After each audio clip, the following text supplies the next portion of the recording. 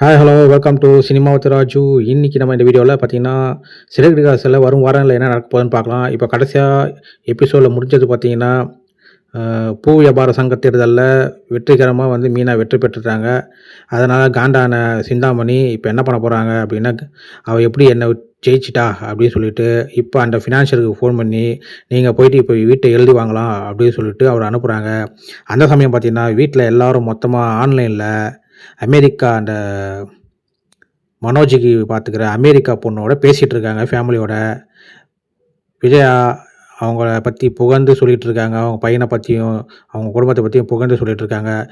பெரிய இடம் கிடச்சிச்சு, நம்ம இனிமேல் நம்ம பையன் அமெரிக்கா போய் செட்டில் ஆகிடும் அப்படின்ற மாதிரி சந்தோஷமாக இருக்காங்க. அப்போ இந்த ஃபினான்ஷியர் வராரு. அப்புறம் இந்த பிரச்சனைகள்லாம் ஆகுது.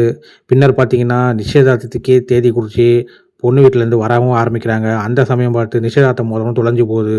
நிச்சயதார்த்தம் மோதிரம் தொலைஞ்சு போனனால மீனா மேலே சந்தேகப்படுற விஜயா கேட்குறாங்க. ஆனால் அவங்க வீட்டில் எல்லோரும் மீனாவுக்கு சப்போர்ட் பண்ணுறதுனால அதுக்குள்ளே அவங்க பொண்ணு வீட்டுக்காரங்களே வந்துடுறாங்க.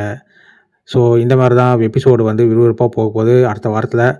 ஸோ இதே போல் மேலும் ஒரு அப்டேட்டு உங்களுக்கு தெரிஞ்சுக்கணுன்னா மறக்காமல் இந்த சேனலை சப்ஸ்கிரைப் பண்ணி சப்போர்ட் பண்ணுங்கள். உங்களை மீண்டும் சந்திக்கிறேன். See you, Tata.